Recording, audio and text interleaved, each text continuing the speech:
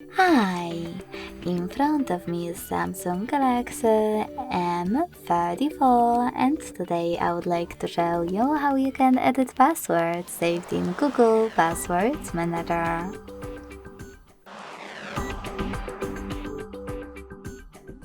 Begin by opening Settings and scrolling all the way down to access Google section. Then tap on Autofill, Autofill with Google, and Google Password Manager.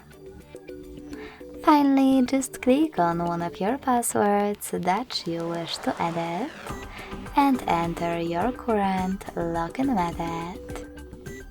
Then click on Edit button right next to the delayed one. And finally, change wherever you wish to.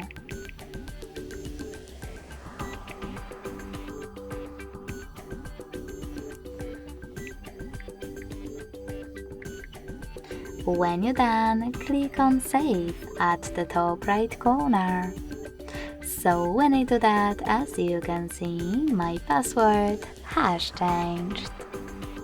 Thanks so much for watching. If you enjoyed this video, don't forget to leave a like, comment and subscribe. Bye!